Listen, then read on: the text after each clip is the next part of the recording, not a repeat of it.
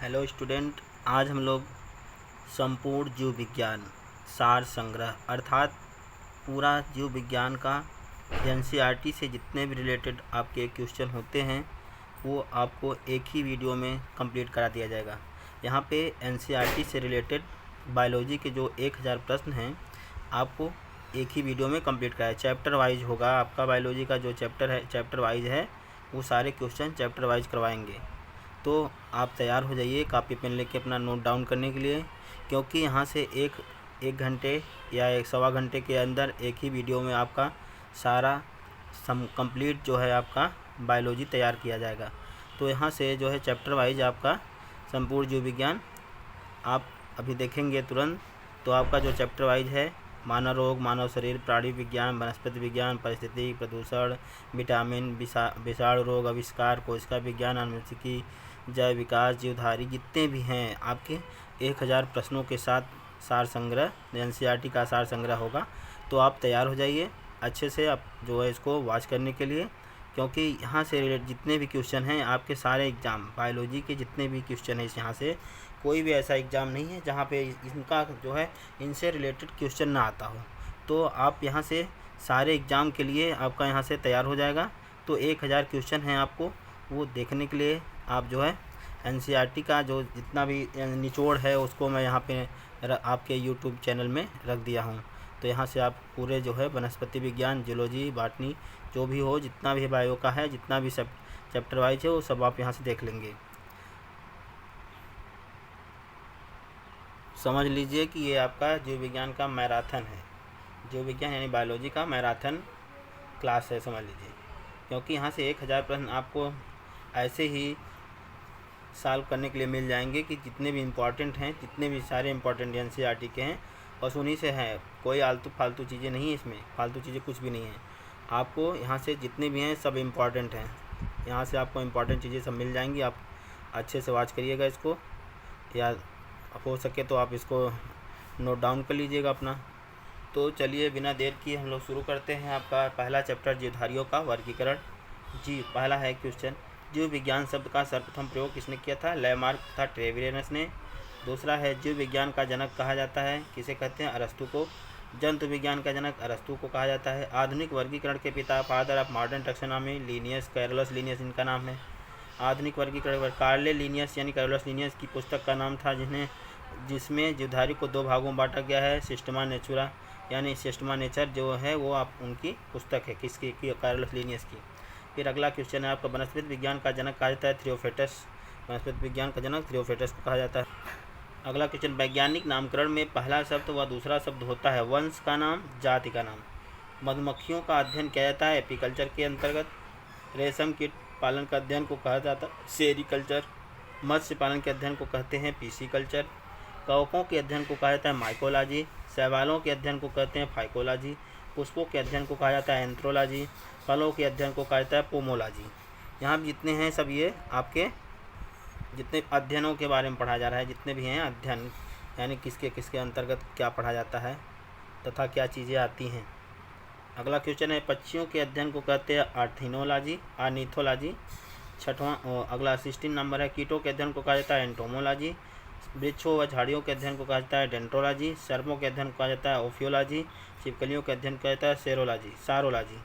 कुछ प्रमुख वैज्ञानिकों के नाम हैं, जो कुछ वैज्ञानिक नाम हैं कुछ प्रमुख, जिनके यहाँ पे कोई जैसे मनुष्य है, मनुष्य का वैज्ञानिक नाम होमो सेपियंस होता है। बिल्ली का है फेलिस डोमेस्टिका है। गाय का बास इंडिकस है।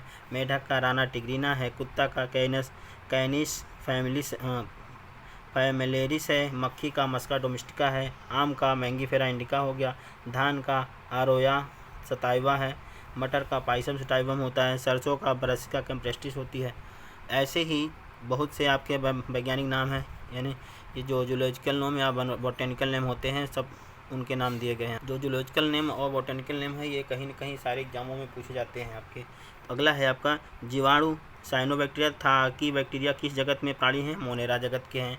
पादप व जंतु के बीच की कड़ी को क्या कहा जाता है? युग्लिना कहा जाता है। शैवाल मांसपुष्पी एवं अपुष्पी पौधों की जगत के अंतर्गत आते हैं, पादप के अंतर्गत आते हैं। हाइड्रा, जेलीफिश, कृमि, सितार मछली, स्टारफिश जिसे कहा जाता है सरीसृप, उभयचर पक्षी तथा स्तनधारी जीव किस जगत के अंतर्गत हैं? जंतु जगत के अंतर्गत आते हैं ये सब।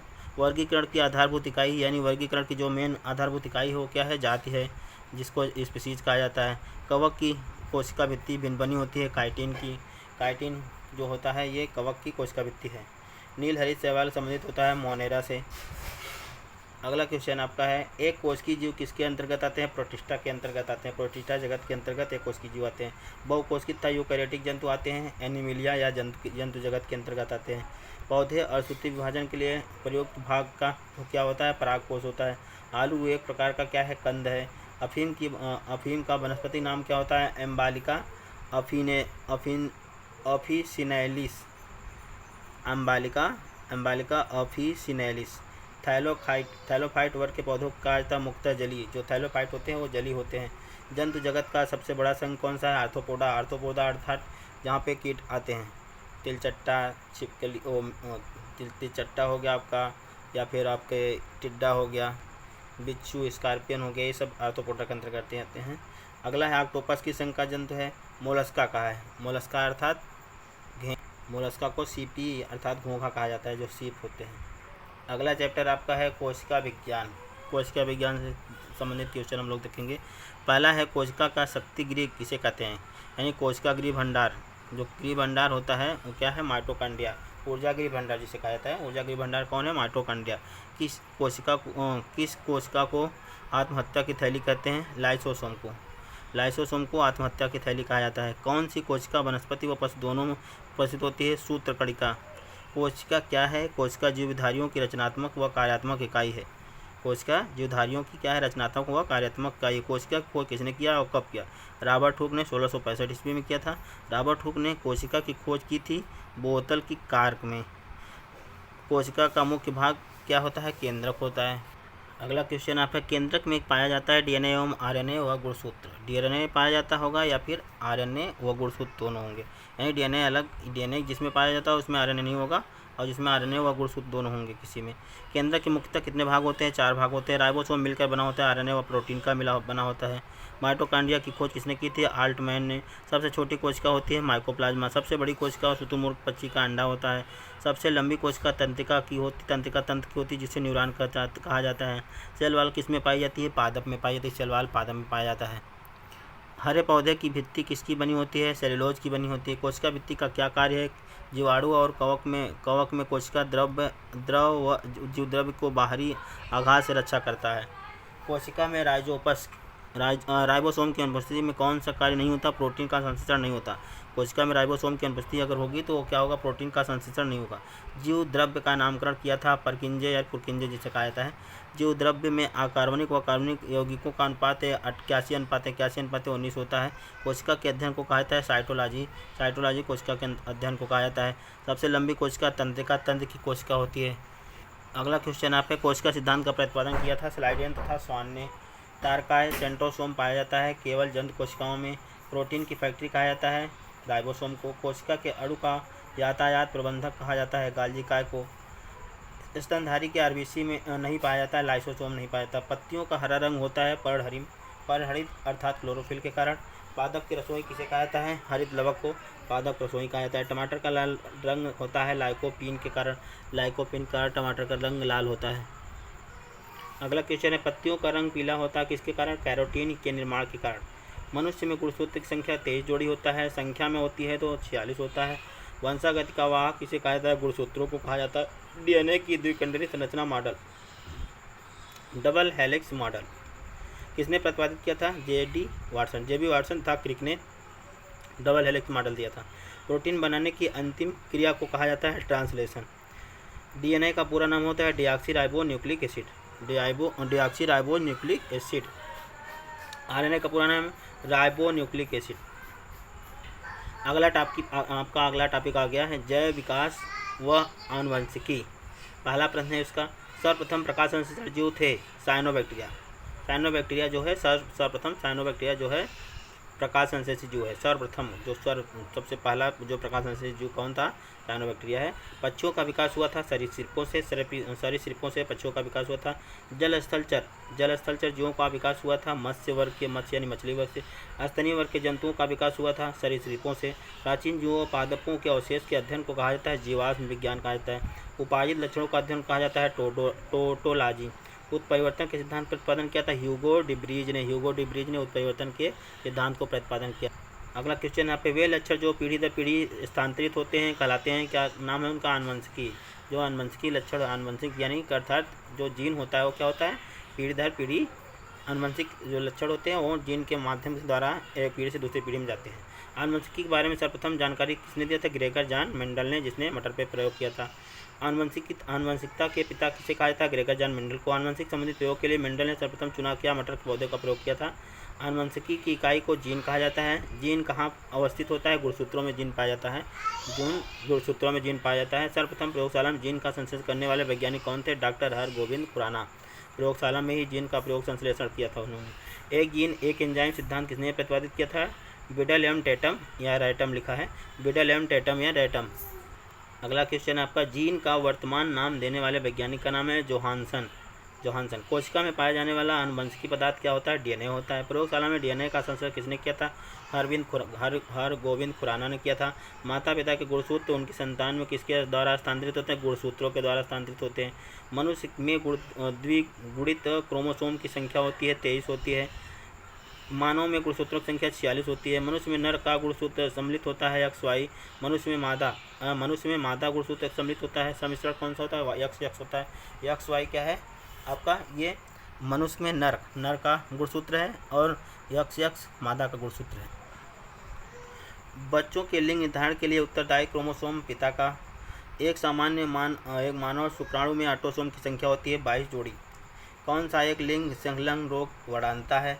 शिशु का नेतृत्व स्थापित करने के लिए निम्नलिखित किस तकनीक का प्रयोग किया जाता है? डीएनए फिंगरप्रिंट का। वर्णांता वाले व्यक्ति को लाल रंग दिखाई देता है हरा। मनुष्य में लाल हरा वर्णांता को जानना होता है तो प्रोटोनोपिया व ड्यूटेरानोपिया के रूप में होता है। एक वर्णांत पुरुष एक सामान्य महिला की विवाह करता है तो वर्णांता के लक्षण होंगे पुत्रियों दोनों में होते हैं। पुत्रियों दोनों में होता है। वर्णांता का लक्षण किसमें होता है? इसको अभी हम एक चार्ट द्वारा हम लोग तुरंत 1 मिनट के अंदर सीख लेंगे। तो अभी हम लोग देख लेते हैं ये आपका चार्ट के माध्यम से आपका जो है, जैसे ये देखिए आपका X और Y नर गुणसूत्र हैं और X क्या है? मादा गुणसूत्र है। तो हम लोग इसको देखते हैं तो जो यहाँ पे है X और Y ये नर है और ये X क्या है? मादा गुणसूत्र है। तो यहाँ इनका क्रॉस होगा, यानी इनका जो है क्रॉस जब होगा तो इनके गुणसूत्रों का, अब यहाँ पे देखिए क्या बन रहा है? XX हो गया, इधर XY हो गया, इधर XX यानी XY। तो यहाँ पे हम लोग देख रहे हैं जो पुत्र हैं वो 50% हैं, पुत्रियाँ भी 50%, यानी कि बच्चों की जो संभावना है संतान में 100% होते हैं। अब संतान में 50% पुत्रियाँ 50% पुत्र होने की संभावना रहती है।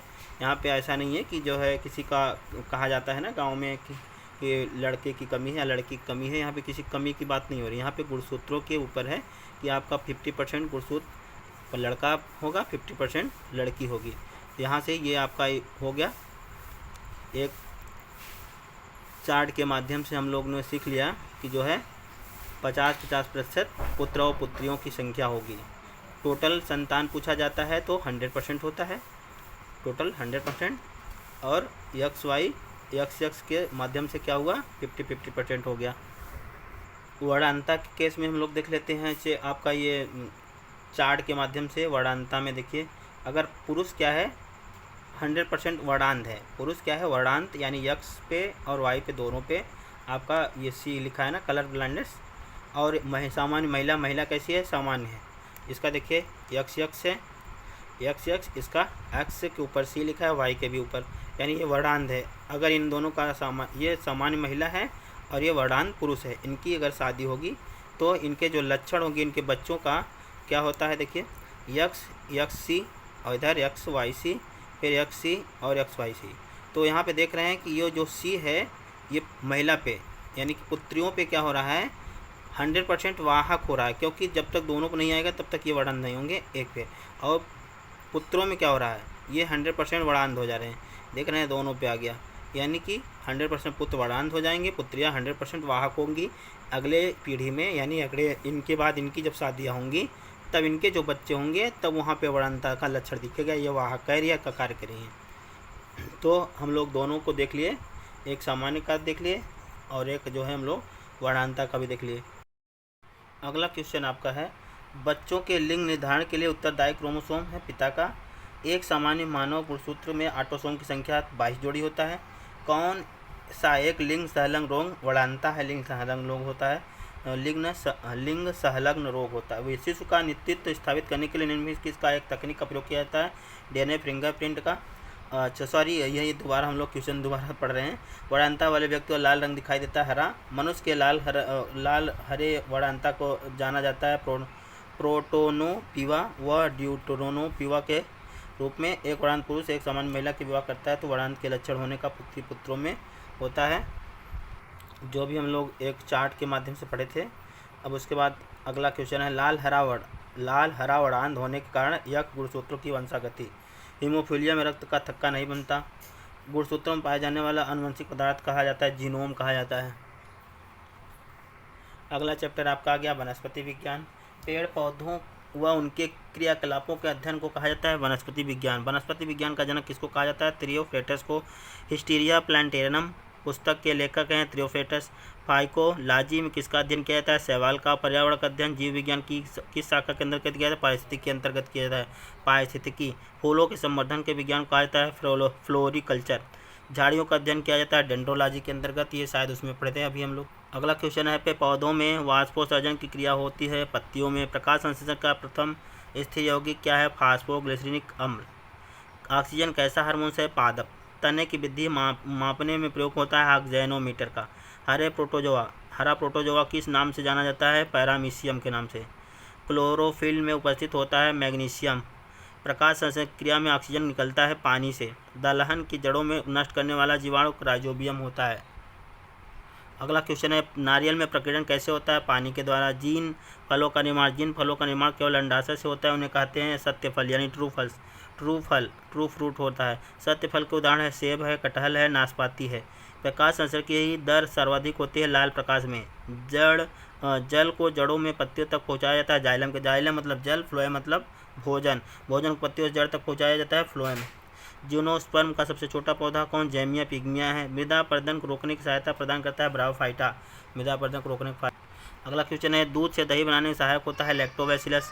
दूध के पास्चुरेशन को खोज किसने किया था? लुईस पास्चर ने। रेबीज के टीके की खोज किसने किया था? लुईस पास्चर ने। प्रोटीन का सबसे अच्छा स्रोत होता है सोयाबीन होता है। वे पौधे जिसमें पुष्प व बीज नहीं होते कहे जाते हैं अपुष्पी पौधे। सबसे लंबा जीवित वृक्ष कौन है? सिकोया। सबसे बड़ा बीजांड होता है साइकस में। कवक व शैवाल दोनों वर्ग के पौधों मिलकर क्या बनाते हैं? लाइकेन का निर्माण करते हैं। अगला क्वेश्चन है, अफीम प्राप्त होता है कच्चे फलों के लैक्टेस से। तंबाकू में सुगंध पैदा करने वाला बैक्टीरिया का नाम है बैसिलस मेगाथीरियम। चावल व गेहूं की मूल के पौधे हैं सोलोनेसी कुल के पौधे हैं। जड़ की कोशिका में अपस्थानिक लवण को कहा जाता है ल्यूकोप्लास्ट। गन्ने की चीनी किससे संयोग से बनाया जाता है? ग्लूकोज एवं फ्रक्टोज के द्वारा। एकमात्र हार्मोन जो गैसीय रूप में पाया जाता है एथिलीन। अम्ल वर्षा के लिए कौन उत्तरदायी? सल्फर व नाइट्रोजन के ऑक्साइड या SO2 और NO2। हरित गृह प्रवाह के लिए जिम्मेदार माना गया है कार्बन डाइऑक्साइड CO2। अगला क्वेश्चन है, फलों का अध्ययन कहलाता है पोमोलॉजी को। ये शायद भी हम लोग पढ़े थे। मरुस्थलीय पौधों के अध्ययन को कहते हैं जीरोफाइट। पत्तों में वह पर्णहरित होता है कोशिकाओं में। सबसे छोटा नग्न बीज होता है जीमिया पिग्मिया का। सबसे लंबा गुणसूत्र होता है ट्राइलियम का। सबसे छोटा गुणसूत्र पाया जाता है शैवाल में। सबसे छोटा आवृत्तिबीजी पौधा है लेमना जली पौधा है। सबसे बड़ा आवृत्ति पौधा है यूकैलिप्टस। सबसे छोटा पुष्प होता है वुल्फिया का। सबसे बड़ा पुष्प होता है रेफ्लेसिया का। पौधे का कौन सा भाग श्वसन करता है? पत्ती। सिनकोना वृक्ष किस भाग का कुनैन प्राप्त किया जाता है? उसके छाल से, तने की छाल से। वृक्षों की छाल पर उगने वाले कवक कहलाते हैं कार्टिकैल्स। सबसे बड़ा बीजांड होता है साइकस का। भारतीय वनस्पति सर्वेक्षण मुख्यालय कहाँ है? कोलकाता में। हाइड्रोपोनिक्स संबंधित है मिट्टी के बिना पौधे की वृद्धि। मिट्टी के बिना भी पौधे वृद्धि किया जाता है हाइड्रोपोनिक। अगला क्वेश्चन है, वन अनुसंधान संस्थान कहाँ स्थित है? देहरादून में। किसके कारण फूलों में रंग होता है? एंथ्रोसाइनिन के कारण। पौधों के किस भाग में हल्दी पाया जाता है? तने से। पौधों जो खारे पानी पैदा होते हैं हेलोफाइट्स कहलाते हैं। प्रकाश संश्लेषण के दौरान कौन सी गैस निकलती है? Oxygen gas. पत्तियों के छिद्र जिनके द्वारा जल द्रव के रूप में कभी कभी बाहर निकलते हैं उन्हें जल रंध्र या हाइड्रोथोर्स कहा जाता है। हरे पौधे को कृत्रिम ढंग से पकाने में प्रयुक्त होता है एसिटिलीन का प्रयोग किया जाता है। थार मरुस्थल की हरियाली बनाती है अरुद्भिद से। फर्न पौधा किससे संबंधित है? टेरिडोफाइट से। पौधों द्वारा नाइट्रोजन किस रूप में प्रयोग किया जाता है? नाइट्रेट के रूप में। आलू का बदला हुआ रूप है तना। अंतरिक्ष यात्री अपने केबिन में कौन सा शैवाल उगाते हैं? क्लोरेला। कवक के अध्ययन को कहते हैं माइकोलॉजी। कवक में भोजन संचित रहता है ग्लाइकोजन के रूप में। जलीय पौधे CO2 कहाँ से लेते हैं? जल में घुली कार्बन डाइऑक्साइड से। अगला क्वेश्चन है, प्रकाश संश्लेषण के लिए आवश्यक है कार्बन डाइऑक्साइड, पानी, सूर्य प्रकाश, क्लोरोफिल। पौधों की आयु की निर्धारण की विधि कहलाती है डेंड्रोक्रोनोलॉजी। पौधों की वृद्धि को नियंत्रित करने वाला हार्मोन ऑक्सीन है। ऑक्सीजन जिसका नाम है। ऑक्सीजन का निर्माण होता है पौधों में ऊपरी भाग में। बौने पौधों को लंबा करना फूल बनने में मदद करता है जिब्रेलिन्स हार्मोन। यहाँ पे निब्रेलिन्स का जिब्रेलिन्स होता है। ऑक्सीजन की उपस्थिति कोशिका विभाजन व विकास में मदद करता है साइटोकाइनिन। पौधे में RNA व प्रोटीन बनाने के सहायक हार्मोन्स होता है साइटोकाइनिन। वृद्धि हार्मोन किसे कहा जाता है? एब्सिसिक एसिड को, एब्सिसिक अम्ल यानी। अगला क्वेश्चन है, पौधों में एक पात्र ऐसा हार्मोन्स जो गैसीय अवस्था में होता है एथिलीन।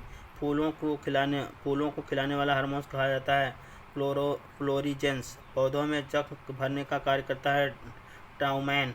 तंबाकू की पत्ती में होने वाला रोग का नाम टोबैको मोज़ेक वायरस। लौंग प्राप्त होता है फूल की कली से। अगला क्वेश्चन है, कुछ फल एवं उसके खाने योग्य भाग। यहाँ पे फल हैं, खाने योग्य भाग है। फल क्या है? सेब है, सेब का पुष्पासन खाया जाता है। नाशपाती का पुष्पासन खाया जाता है। आम का मध्य फल भित्ति खाया जाता है। अमरूद का फल भित्ति भी खाया जाता है। बीजांडनाश भी खाया जाता है, बीजांडसन भी खाया जाता है। अंगूर का फल भित्ति बीजांडसन दोनों खाया जाता है। पपीता का मध्य फल भित्ति खाया जाता है। नारियल का ब्रूड पोष खाया जाता है। केला का मध्य फल एवं अंत फल भित्ति दोनों खाया जाता है। अब अगला फल है गेहूँ का खाने ब्रूड पोष एवं भ्रूण दोनों खाया जाता है। काजू का पुष्प वृत्त एवं बीज दोनों खाया जाता है, बीज पत्र। लीची का एरिल भाग खाया जाता है। चने का बीज पत्र एवं भ्रूण दोनों खाया जाता है। मूंगफली का बीज पत्र एवं भ्रूण दोनों खाया जाता है। शहतूत का रसीला परिदल पुंज खाया जाता है। कटहल का परिदल पुंज खाया जाता है। नारंगी जूसी हेयर खाया जाता है उसका। अगला क्वेश्चन है, पौधों में तत्वों की कमी से उत्पन्न होने वाला रोग क्या है? रोग लक्षण है और किस तत्व की कमी से रोग होता है? आम एवं बैंगन में लिटिल लीफ होता है, जो पत्तियाँ छोटी हो जाती है उसको जस्ता के कमी कारण होता है। जस्ता। नींबू में डाई बैक होता है, वो तांबा के कारण होता है। नींबू में लिटिल लीफ होता है, तांबा के कारण। फूल गोभी में ब्राउनिंग होता है, बोरान के कारण। मटर में मार्स रोग होता है, मैग्नीशियम के कारण। लीची में पत्ती जलना पोटेशियम के कारण होता है। धान में खैरा रोग होता है, जस्ता के कारण। फिर आलू का ब्लैक हट रोग होता है, भंडार में O2 की कमी। आंवले में निक्रोमिसिस होता है, बोरान के कारण। शलजम में वाटर कोर के होता है, मैग्नीशियम के कारण। गाजर में कोटर स्पॉट होता है, कैल्शियम के कारण। मक्का में वाइट बड होता है, जस्ता के कारण। चुकंदर में हट स्पॉट होता है, बोरान के कारण। अगला चैप्टर है आपका पारिस्थितिकी। भारत में पहला क्वेश्चन है, भारत में पर्यावरण संरक्षण अधिनियम कब पारित हुआ? 1986 में। विश्व पर्यावरण दिवस मनाया जाता है 5 जून को। विश्व पर्यावरण संरक्षण दिवस मनाया जाता है 20 नवंबर को। पारिस्थितिकी शब्द का सर्वप्रथम प्रतिपादन किया था रीटर ने। पारिस्थितिकी निम्न के बीच पारस्परिक संबंध को दर्शाता है। जीव व वातावरण के बीच पारिस्थितिक संबंध स्थापित करता है। पारिस्थितिकी तंत्र का शब्द किसने प्रस्तुत किया था? टेंसले ने। A.G. टेंसले ने पारिस्थितिकी तंत्र का प्रस्तुत किया था शब्द। पारिस्थितिक तंत्र के दो घटक कौन है? जैविक और अजैविक। किस पारिस्थितिक तंत्र में ऊर्जा के प्रवाह की श्रृंखला क्या है? उत्पाद, उपभोक्ता, उपघटक। जो किसी पारिस्थितिक तंत्र है उसमें ऊर्जा प्रवाह क्या होता है? उत्पाद होते हैं, उपभोक्ता होता है, उपघटक होता है। पारितंत्र में ऊर्जा का प्राथमिक या मुख्य स्रोत क्या होता है? सूर्य का प्रकाश होता है। वायु एवं जल की क्रिया द्वारा भूमि का कटाव कहलाता है, अपरदन कहलाता है। मुख्यतः मैंग्रोव वाली ज्वारी वन कहाँ पाए जाते हैं? सुंदरबन डेल्टा। मैंग्रोव वनस्पति का मुख्य घटक है राइजोफोरा।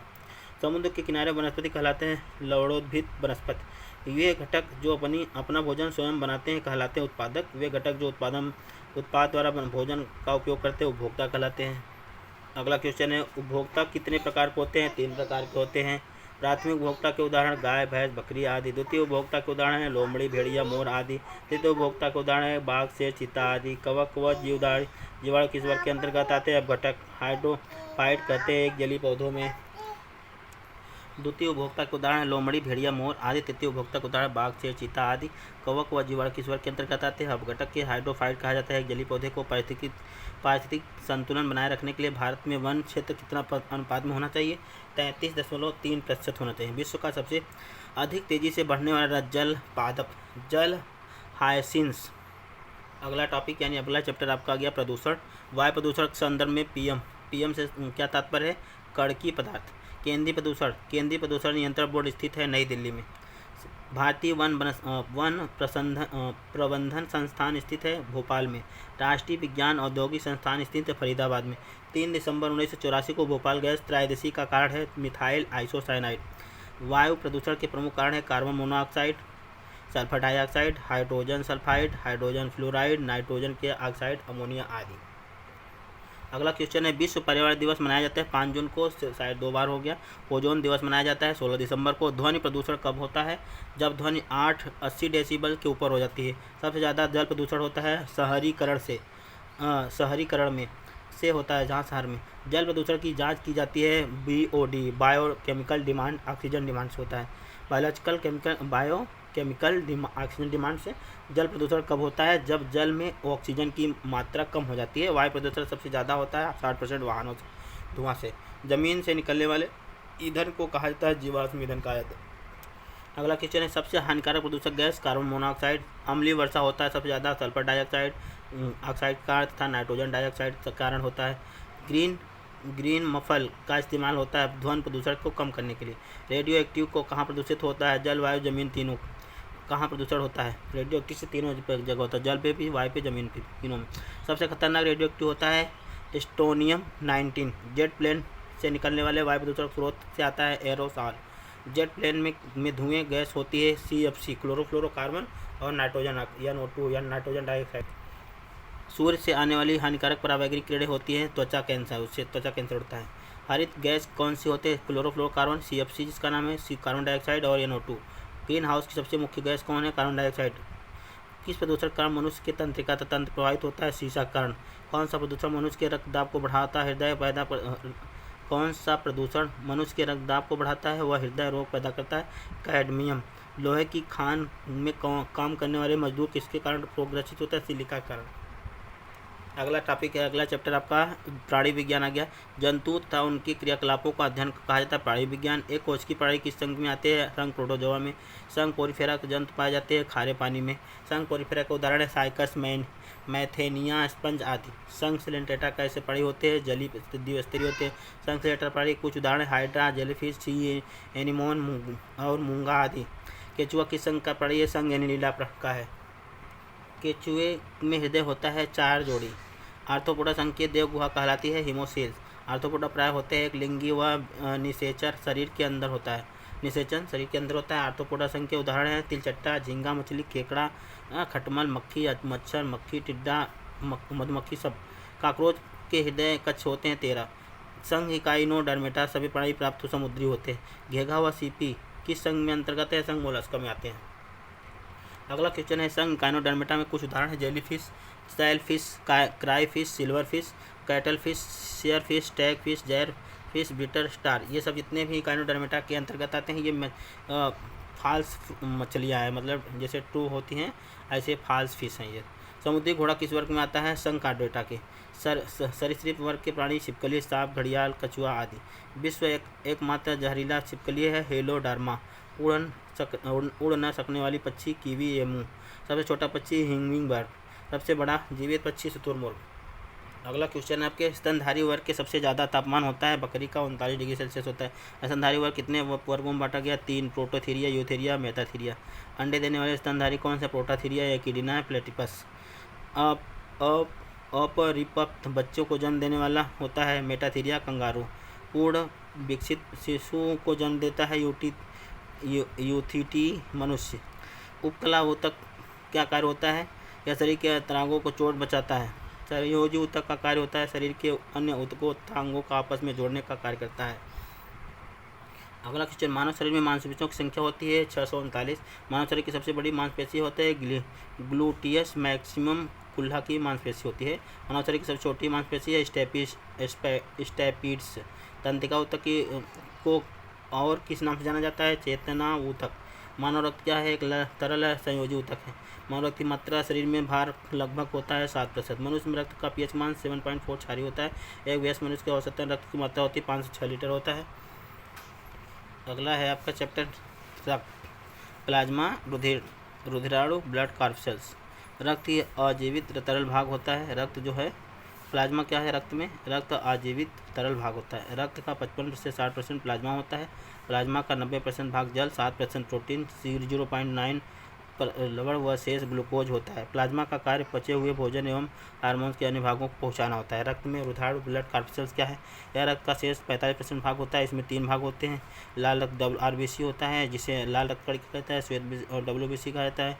और तीसरा है रक्त बिम्बाणु यानी ब्लड प्लेटलेट्स होता है। वो हम लोग पढ़ेंगे लाल रक्त कणिका यानी रेड ब्लड कार्पसेल्स, RBC का निर्माण होता है अस्थि मज्जा में। लाल रक्त रेड RBC को लाल रक्त कणिका कहता है, RBC भी कहा जाता है और रेड ब्लड कार्पसेल भी कहता है। RBC की मृत्यु होती है यकृत, लीवर व प्लीहा स्प्लीन में। RBC की मृत्यु कहाँ पर होती है? लीवर व प्लीहा स्प्लीन में होती है। RBC में केंद्रक नहीं होता है, अपवाद है ऊँट एवं लामा में पाया जाता है। RBC का जीवन काल 120 दिन होता है। रक्त का रंग लाल होता है हीम नामक रंजक के कारण। हीमोग्लोबिन पाया जाने वाला लौह यौगिक हीमैटिन होता है। शरीर में रक्त की छीरता हो जाती है हीमोग्लोबिन की कमी के कारण। अगला क्वेश्चन है, RBC का मुख्य कार्य है शरीर के हर भाग में ऑक्सीजन पहुंचाना व कार्बन डाइऑक्साइड वापस ले जाना। RBC की संख्या ज्ञात की जाती है हीमोसाइटोमीटर से। श्वेत रक्त कणिका, अगला आ गया श्वेत WBC यानी वाइट ब्लड कार्पसेल्स। WBC का निर्माण होता है अस्थि मज्जा में होता है। WBC का जीवन काल 2 से 4 दिन होता है।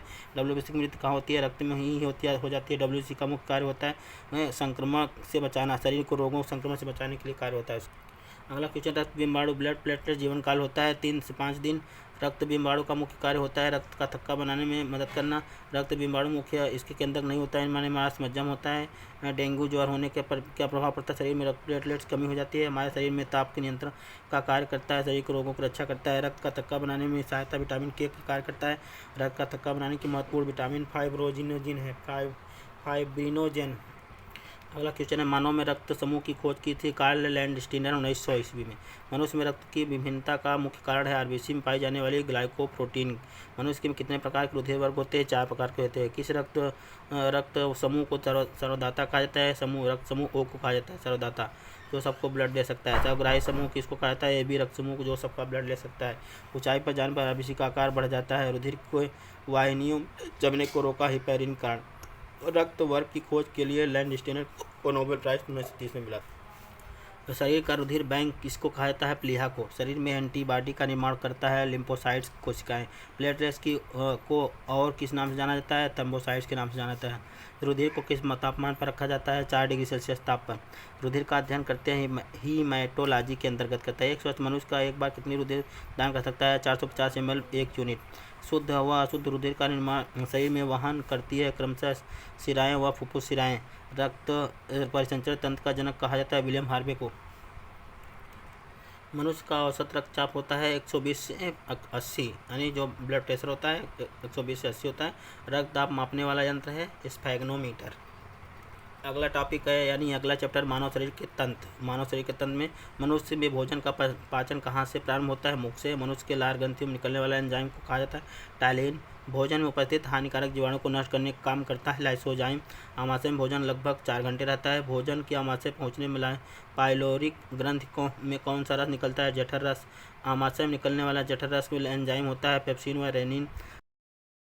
अगला क्वेश्चन है आपका, आमाशय में निकलने वाले जठर रस में एंजाइम होते हैं पेप्सिन व रेनिन। लार किससे पाचन में मदद करता है? स्टार्च के पाचन में मदद करता है। आमाशय में भोजन लगभग 4 घंटे रहता है। भोजन में आमाशय पहुँचने पर पाइलोरिक ग्रंथि में कौन सा रस निकलता है? जठर रस।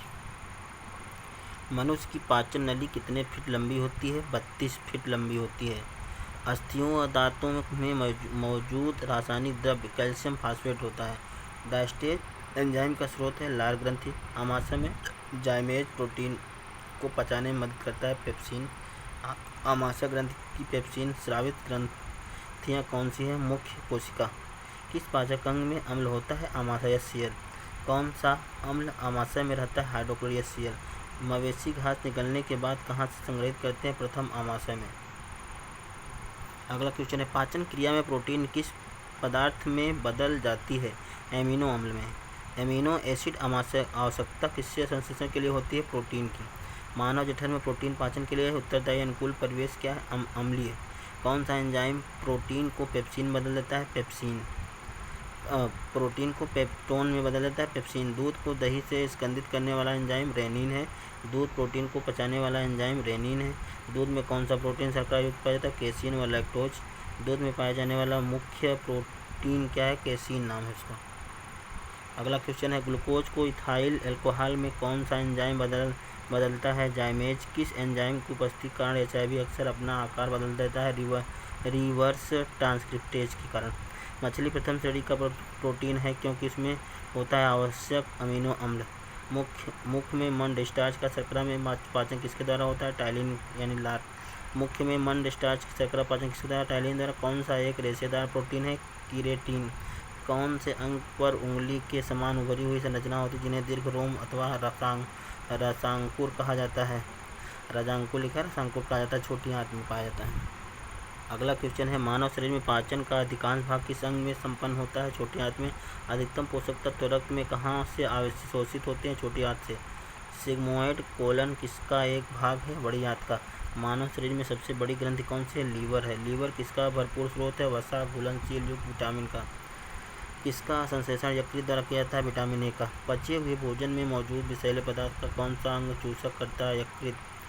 यह वह कौन सा अंग है जो मानव शरीर में ग्लाइकोजन के रूप में कार्बोहाइड्रेट जमा करता है? यकृत है। कौन सा अंग ग्लाइकोजन को ग्लूकोज में बदलता है और रक्त को शुद्ध करता है? यकृत। लीवर।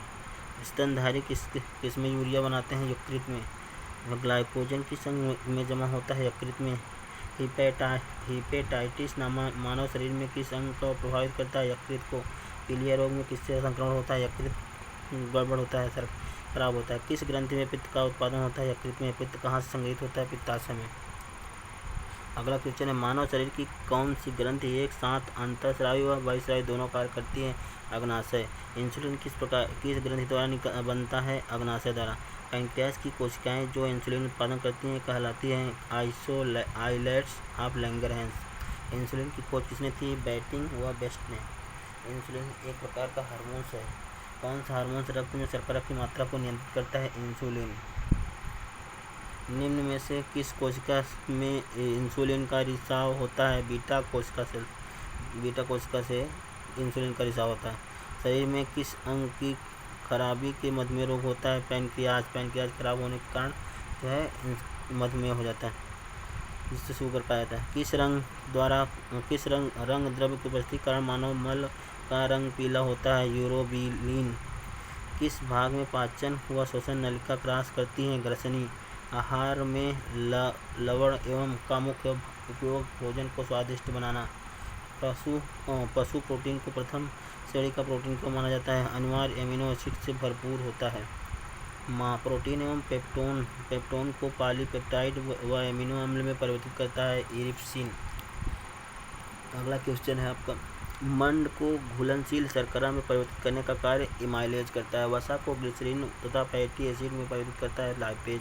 भोजन की पाचन क्रिया कहाँ पूर्ण हो जाती है? छोटी आंत में। जीभ के ऊपरी भाग पर बने अंकुर को कहते हैं स्वाद कलिकाएँ। जीभ के अग्रभाग के स्वाद का ज्ञात कराती है मीठे।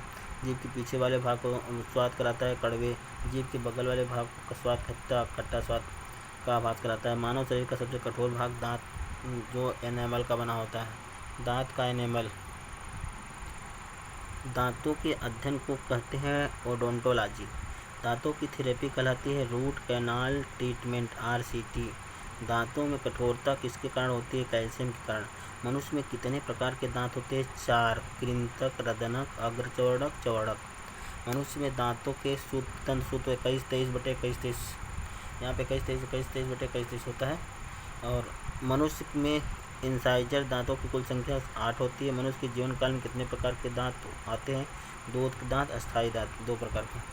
दांत के ऊपरी हिस्से का चमकीला भाग कहलाता है इनेमल कहलाता है।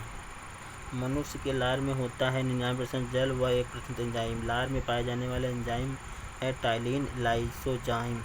मानव शरीर की सबसे बड़ी ग्रंथि यकृत है। 1.5 से 2 kg तक लगभग।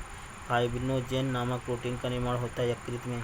हिपैरिन नामक प्रोटीन का निर्माण कहाँ होता है? यकृत में। पित्त क्या है? पीले हरे रंग का क्षारीय द्रव जिसका pH मान 7.7 है। मानव शरीर की दूसरी सबसे बड़ी ग्रंथि अग्नाशय है। रक्त परिसंचरण तंत्र की खोज किसने? विलियम हार्वे ने 1628 ईस्वी में किया था। मानव हृदय कितने प्रकोष्ठों का बना होता है? 4 प्रकोष्ठ होते हैं, 4 कोष्ठक होते हैं इसमें। हृदय शरीर में हृदय की ओर रक्त से ले जाने वाली रक्तवाहिनियाँ कहा जाता है सिरा, वेन कहा जाता है। वेन मतलब बुरा होता है और आर्टरी मतलब अच्छा।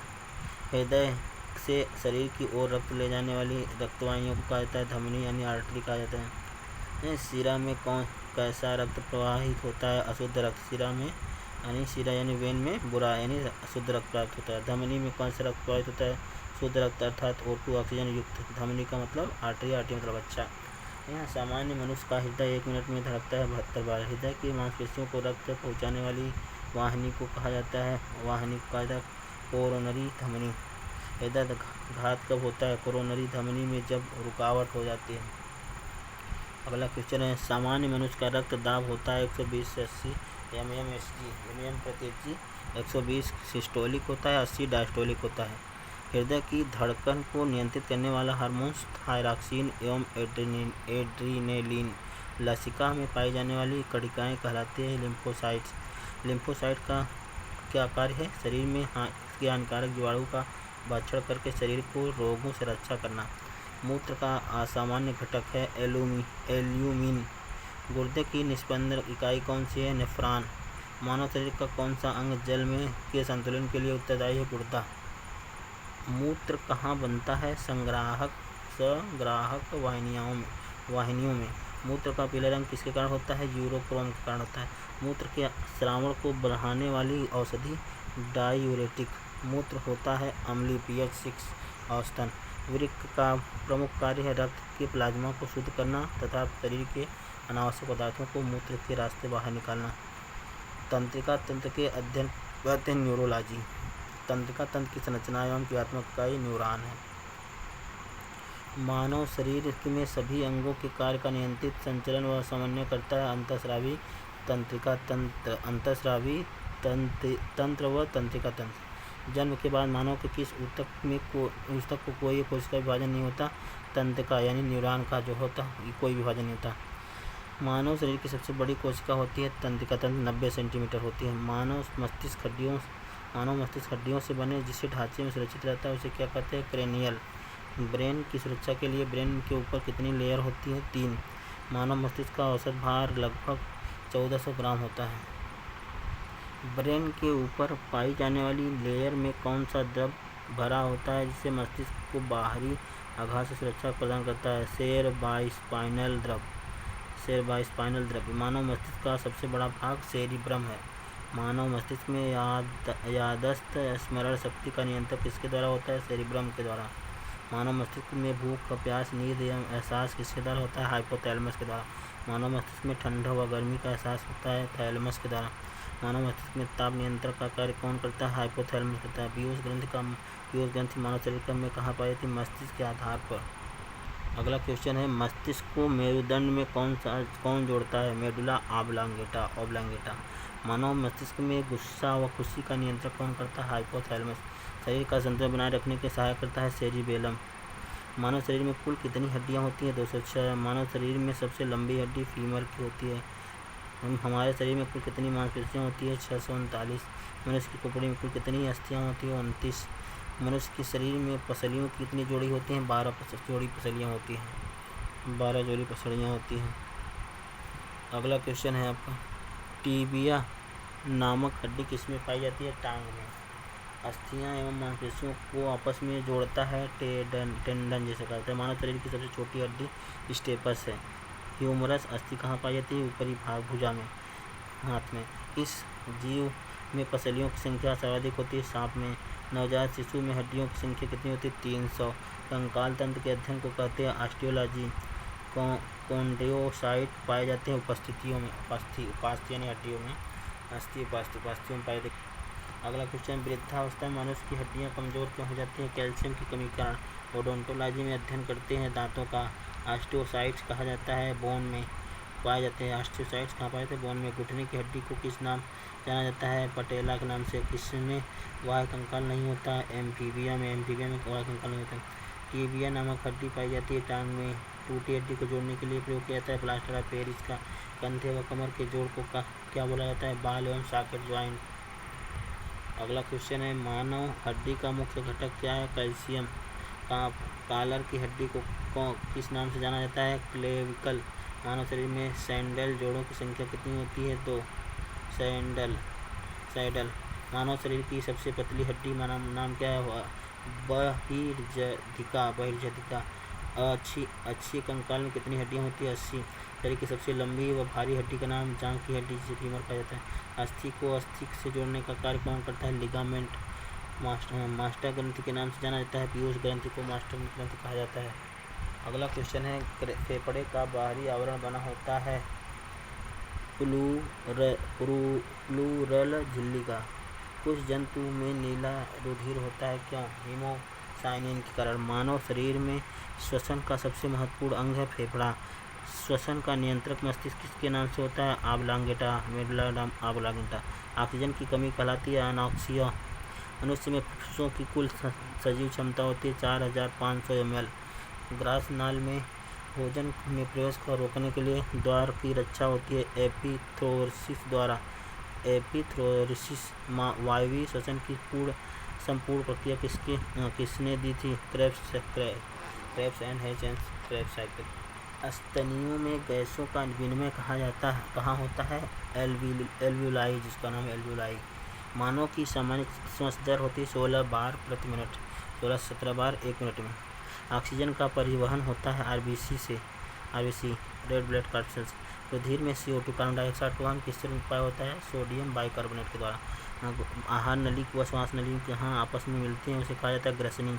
श्वसन के दौरान ली गई गैस को शरीर में कोशिका तक पहुँचाने का कार्य कौन करता है? रक्त करता है। अनाक्सीकरण के दौरान एक ग्लूकोज के अणु में कितने ATP ऊर्जा प्राप्त होती है? 2।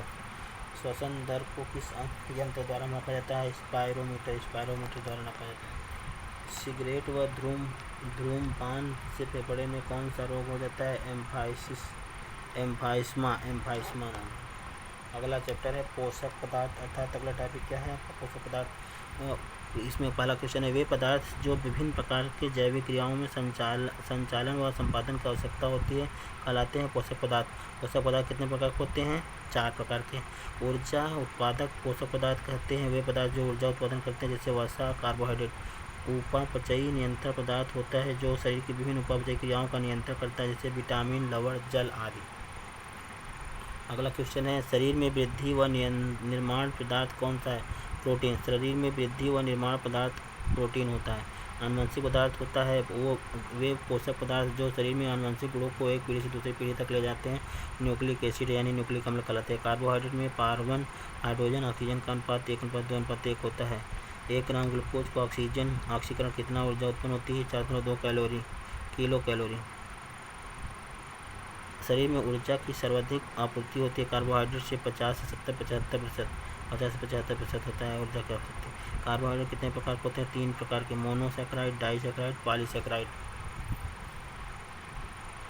ऊर्जा का प्राथमिक स्रोत कार्बोहाइड्रेट की सबसे सरल अवस्था मोनोसैकेराइड के उदाहरण ग्लूकोज, ग्लाइकोज, मैनोज, ट्रायोज आदि। डाइसैकेराइड कैसे बनता है? समान या भिन्न मोनोसैकेराइड के 2 अणुओं से संयोग से एक डाइसैकेराइड बनता है, माल्टोज, सुक्रोज, काइटिन आदि। पॉलीसैकेराइड के उदाहरण क्या है? Starch, glycogen, chitin. कार्बोहाइड्रेट के प्रमुख स्रोत क्या है? गेहूँ है, चावल, मक्का, बाजरा, आलू, शकरकंद, शलजम आदि। कार्बोहाइड्रेट के मुख्य कार्य क्या है? विटामिन C का निर्माण करना, न्यूक्लिक अम्ल का निर्माण करना, ऑक्सीकरण द्वारा शरीर में ऊर्जा आवश्यकता की पूर्ति करना। प्रोटीन का मुख्य क्या कार्य है? यह जटिल कार्बनिक यौगिक है। यह 20 अमीनो अम्ल से मिलकर बना होता है। मानव शरीर में 15% भाग प्रोटीन होता है। ऊर्जा का उत्पादन व शरीर का मरम्मत का दोनों कार्य करता है प्रोटीन। प्रचुर मात्रा में प्रोटीन कहाँ से मिलता है? सोयाबीन या मूंगफली से। मनुष्य शरीर में कितने प्रकार के प्रोटीन की आवश्यकता होती है? 50 लगभग 10 शरीर स्वयं बनाता है व 10 भोजन से प्राप्त होता है। बच्चों में प्रोटीन की कमी से कौन सा रोग होता है? क्वार्सिकोर यानी क्वासाकोर। प्रोटीन का महत्वपूर्ण कार्य है, ये कोशिका जीवद्रव्य एवं ऊतक निर्माण में भी भाग लेते हैं। वसा क्या है? यह ग्लिसरॉल एवं वसीय अम्लों का एस्टर है।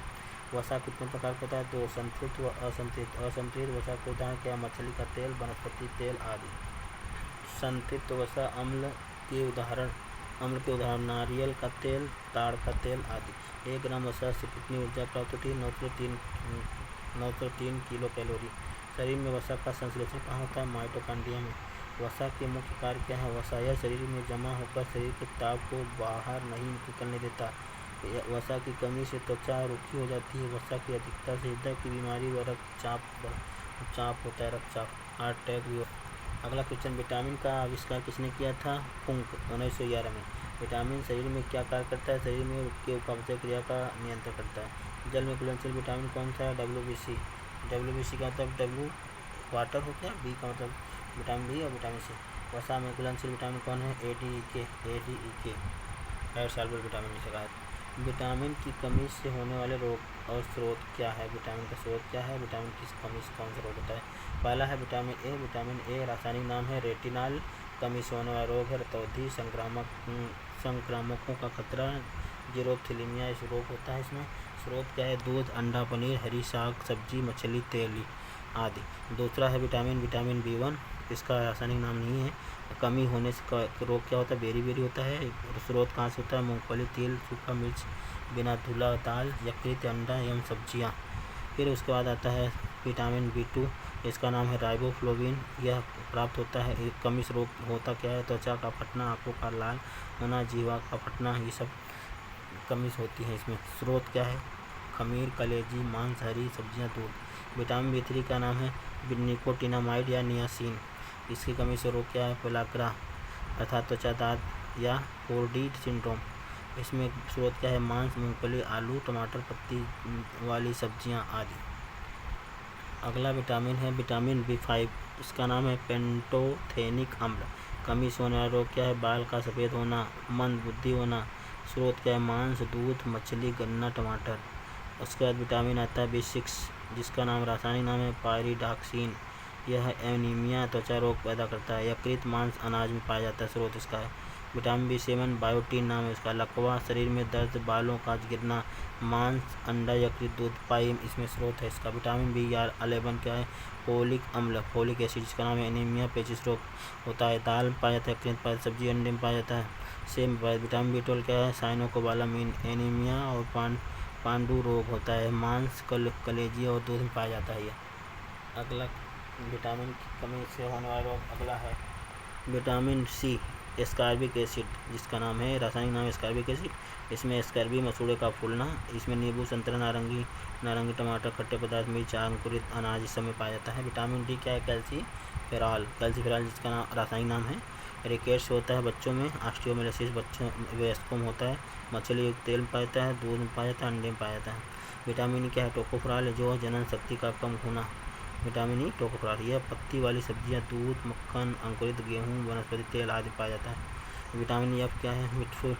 फिलोवाइक्विनोन, रक्त का थक्का बनना, टमाटर, हरी सब्जी आंतों में उत्पन्न होती है। अगला क्वेश्चन आपका, गर्भवती महिला में प्रायः किसकी कमी होती है? कैल्शियम व आयरन की। हमारे शरीर में भार का कितना प्रतिशत जल है? 65 से 75% भाग। पीने के पानी में किस विष का कारण कैराटेसिस नामक बीमारी होती है? आर्सेनिक विष। न्यूक्लिक अम्ल का मुख्य कार्य है आनुवंशिक गुणों को एक पीढ़ी दूसरे पीढ़ी तक पहुँचाना। एक सामान्य कार्य करने में व्यक्ति को कितनी ऊर्जा की आवश्यकता होती है? 3000 से 3500 कैलोरी ऊर्जा की आवश्यकता होती है। राष्ट्रीय पोषण अनुसंधान संस्थान स्थित कहाँ है? हैदराबाद में स्थित है। अगला क्वेश्चन है, केंद्रीय खाद्य प्रौद्योगिकी अनुसंधान स्थित है मैसूर में। केंद्रीय औषधि शोध संस्थान स्थित है लखनऊ में। शहद का प्रमुख घटक क्या है? फ्रक्टोज है। कौन सा पदार्थ मानव शरीर में ईंधन का कार्य करता है? कार्बोहाइड्रेट। दूध में मिठास किसकी परिस्थिति कारण होता है? लैक्टोज कारण। अगला चैप्टर आपका आ गया मानव रोग। जो अगला टॉपिक है वो क्या है? मानव रोग। यहाँ पे पहला क्वेश्चन है, मलेरिया से पीड़ित व्यक्ति में प्लाज्मोडियम परजीवी खोज किसने किया था? लेवरन। मलेरिया रोग से क्या होता है? रुधिराणु नष्ट हो जाते हैं व रक्त में कमी आ जाती है। मलेरिया उपचार में दिया गया क्लोरोक्विनिन, क्विनाइन, पेलुड्रीन आदि। कालरा व टीबी के जीवाणु की खोज किसने की थी? रॉबर्ट कोच ने। रेबीज के टीके दूध में पाश्चराइजेशन की खोज लुईस पास्चर ने। बच्चों की DDT टीका दिया गया। डिप्थीरिया, काली खांसी, टिटनेस रोग प्रतिरक्षी के लिए किया जाता है। जो ओपरान लेवरन लिखा है मलेरिया को, जो रोनाल्ड रास थे, वो प्लाज्मोडियम परजीवी खोज किया था, लेकिन शायद यहाँ पे लेवरन दिया गया है। अगला क्वेश्चन है परजीवी द्वारा होने वाले रोग का नाम। प्रभावित अंग क्या होता है? परजीवी क्या है? वाहक मच्छर कौन है? लक्षण क्या है? मलेरिया तिल्ली एवं RBC को प्रभावित करता है। प्लाज्मोडियम परजीवी है इसका। मादा एनाप्लीज वाहक मच्छर है, ले जाता है जो। लक्षण ठंडे के साथ बुखार, ठंड देकर बुखार होता है। पायरिया रोग है, मसूड़ों में होता है, अंग प्रभावित होता है। एंटमीबा जिंजीविलिस जो इसका परजीवी है, और इसलिए जाने वाला कोई नहीं। इसका लक्षण क्या? मसूड़ों में रक्त का निकलना। सोने की बीमारी, जिसको आदमी सोता रहता है, इसमें प्रभावित अंग क्या है? मस्तिष्क हो जाता है। ले जाने वाला परजीवी क्या है? नहीं, परजीवी क्या है? ट्रिपैनोसोमा, ले कौन जाता है? शीशी मक्खी। और लक्षण क्या है? बहुत नींद से सांस, बुखार। पेचिस रोग है, यह प्रभावित अंग आंत होता है। ये परजीवी क्या है? एंटमीबा हिस्टोरिट का नाम है। वह कौन है? कोई नहीं, ये धूलकण मिट्टी से होते हैं या फिर गंदे पानी से। लक्षण क्या है? ऐसे खून में साथ दस्त, फ्लेस्मा व खून के साथ दस्त। कालाजार क्या है? अस्थिमज्जा प्रभावित अंग है इसका। और परजीवी क्या है? लीशमैनिया डोनोवानी, वाहक है बालू मुखी। और लक्षण क्या है? तेज बुखार इसका। बीमारी है टिटनेस। प्रभावित अंग तंत्रिका तंत्र। जीवाणु के नाम क्या है? क्लास्ट्रीडियम टेनी। लक्षण क्या है? तेज बुखार, शरीर में ऐंठन, जबड़ा बंद होना। हैजा अगला बीमारी है, हैजा प्रभावित अंग हैजा। और जीवाणु के नाम क्या है? Vibrio cholerae. लक्षण लगातार दस्त और उल्टियाँ होना। टाइफाइड बीमारी का नाम है, और प्रभावित अंग आंत है। साल्मोनेला टाइफी इसका जीवाणु का नाम है। तेज बुखार, सिर दर्द होता है। क्षय रोग होता है बीमारी का नाम, क्षय रोग। फेफड़ा प्रभावित होता है, इसमें प्रभावित अंग है। माइकोबैक्टीरियम ट्यूबरकुलोसिस नाम है इसका, जो जीवाणु का नाम है। लक्षण है बार बार खांसी के साथ कफ निकलना, कफ निकलना। डिप्थीरिया प्रभावित अंग क्या है? श्वास नली। जीवाणु का नाम है कोरोनी बैक्टीरिया डिप्थीरी। सांस लेने में कठिनाइयाँ एवं दम घुटना लक्षण है। अगला जीवाणु द्वारा होने वाला रोग क्या है? जीवाणु प्लेग बीमारी का नाम प्लेग है। प्रभावित अंग क्या है? फेफड़ा, कारो, दोनों पैर के बीच। जीवाणु का नाम है पास्चरेला पेस्टिस। लक्षण क्या है? बहुत तेजी बुखार होना, शरीर पर गिल्टियाँ होना। तो बीमारी का नाम है काली खांसी, और अंग प्रभावित हो रहा है श्वसन तंत्र। जीवाणु के नाम है हीमोफिलस परट्यूसिस। लक्षण है लगातार खांसी आना। अगला है निमोनिया, फेफड़ा खराब होता है। प्रभावित अंग डिप्लोकोकस निमोनी है जीवाणु का नाम। और लक्षण क्या है? Diplococcus pneumoniae. कोण क्या है? तंत्रिका तंत्र, त्वचा प्रभावित होता है। जीवाणु के नाम क्या है? Mycobacterium leprae. लक्षण क्या है? शरीर पर चकत्ते, तंत्रिका प्रभावित होना। गोनेरिया प्रभावित अंग क्या है? मूत्रमार्ग। नाइसेरिया गोनोरियाई जीवाणु का नाम है। मूत्रमार्ग में सूजन होना। ये सिफिलिस बीमारी का नाम सिफिलिस है। और यहाँ पे शिश्र प्रभावित अंग क्या? शिश्र। ट्रिपैनोसोमा पैलिडम, शिश्र में घाव होना। विषाणुओं द्वारा होने वाला रोग क्या है? बीमारी का नाम क्या है? एड्स है। प्रभावित अंग क्या है? प्रतिरक्षी प्रणाली WBC प्रभावित अंग है। विषाणु के नाम क्या है? HIV है। लक्षण क्या है? रोग प्रतिरोधक क्षमता का नष्ट होना। डेंगू ज्वर बीमारी होती है, संपूर्ण शरीर खासकर सिर, आँख एवं चोट। विषाणु का नाम है अर्बोवायरस। लक्षण क्या है? आँखों, पेशियों, तरफ, सिर तथा जोड़ों में दर्द। आँखों, पेशियों, सिर तथा जोड़ों में दर्द। पोलियो, गला रीढ़ नाड़ी। गला प्रभावित अंग है, गला रीढ़ नाड़ी पोलियो वायरस है। ज्वर, बदन में दर्द, रीढ़ की हड्डियाँ, आंत, कोशिकाओं में नष्ट हो जाना। इन्फ्लुएंजा क्या होता है? प्रभावित अंग है संपूर्ण शरीर। इन्फ्लुएंजा विषाणु का नाम है मिक्सोवाइस वायरस ABC। गलथोस, छींक, बेचैनी आदि इसमें आता है। विषाणु द्वारा होने वाले रोग अगला है चेचक। ये संपूर्ण शरीर में होता है। वेरियोला वायरस विषाणु का नाम है। तेज बुखार, शरीर पर लाल दाने निकलना। छोटी मात्रा जिसका नाम है बीमारी का संपूर्ण शरीर प्रभावित होता है। वेरिसेला वायरस का नाम है। हल्का बुखार, शरीर पर पित्तिकाएँ। गलथोत क्या है? पैराथायराइड ग्रंथि प्रभावित होती है। लक्षण ज्वर के साथ मुंह खोलने में कठिनाई। खसरा अगला बीमारी का नाम है। खसरा संपूर्ण शरीर में होता है। मोरबेली वायरस जो है, शरीर पर लाल दाना निकलना। ट्रेकोमा आँख में होता है प्रभावित अंग। विषाणु का नाम पता नहीं। आँख लाल हो जाना, आँख में दर्द होता है। अगला है विषाणु द्वारा होने वाला रोग, हिपेटाइटिस या पीलिया, यकृत खराब होता है इसमें, और पेशाब पीला, आँख एवं त्वचा पीले हो जाते हैं। रेबीज, तंत्रिका तंत्र खराब होता है। रेबडोवायरस होता है, रोगी पागल हो जाता है, जीभ बाहर निकलता है बार बार। मेनिंजाइटिस क्या है, मस्तिष्क खराब होता है इसमें, तेज बुखार होता है। हर्पिस, त्वचा खराब होती है, हर्पिस विषाणु का नाम है, त्वचा में सूजन हो जाता है। अगला क्वेश्चन है फफूंद द्वारा होने वाले प्रमुख रोग, दमा, एथलीट फुट, खाज, गंजापन, दांत आदि। मनुष्य में होने वाले प्रमुख आनुवंशिक रोग क्या है, वड़ानता होता है, हीमोफीलिया होता है, टर्नर सिंड्रोम होता है, क्लाइनफिल्टर सिंड्रोम होता है, सिंड्रोम और डाउन सिंड्रोम होता है। ये सब मनुष्य में होने वाले आनुवंशिक रोग हैं। कीमोथेरेपी किसके उपचार में दी जाती है, कैंसर के उपचार में कीमोथेरेपी। अस्थ कैंसर किसके द्वारा होती है, रेडियो सक्रिय स्ट्रांसियम 19 एलिसा टेस्ट किसके रोग की जांच में, HIV वायरस का। HIV का पूरा नाम ह्यूमन इम्यूनो वायरस होता है। AIDS का पूरा नाम क्या है, AIDS का नाम acquired immuno deficiency syndrome. AIDS रोग होता है विषाणु वायरस द्वारा। डेंगू जो किसके काटने से फैलता है, मादा या नकली चीता। पोलियो वैक्सीन की खोज किसने की, 4 साल। BCE का पूरा नाम, BCG का पूरा नाम बैसिलस कैलमेटी ग्यूरिन। DPT का पूरा नाम है diphtheria pertussis and tetanus, pertussis and tetanus. चिकित्सा संबंधित आविष्कार, आविष्कार कौन है, आविष्कारक कौन है।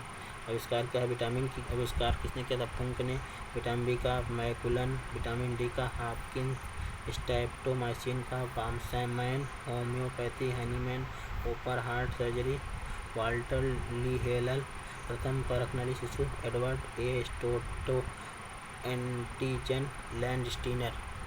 चिकित्सा संबंधित आविष्कार क्या है, आविष्कार में क्लोरोफॉर्म हैरिसन तथा सिम्पसन ने किया था। टेरामाइसिन फिनेल ने किया था।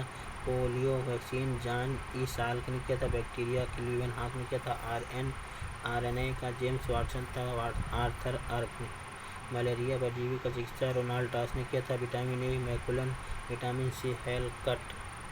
अगला क्वेश्चन है इसी का आविष्कार का, आविष्कार सल्फा ड्रग डॉगमैंक और हृदय प्रत्यारोपण क्रिश्चियन बर्नार्ड। लिंग हार्मोन स्टेनाच, गर्भ निरोधक गोलियां पिनकस, इलेक्ट्रोकार्डियोग्राफ अनयून, इंसुलिन डेंटिंग, चेचक का टीका Edward Jenner. TB bacteria Robert Koch ने किया था।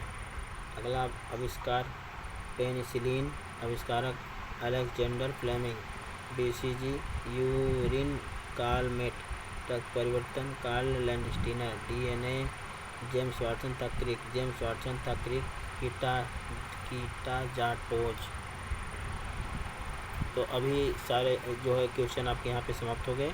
तो अब हम लोग इसी तरह कोई भी टॉपिक होगा आपका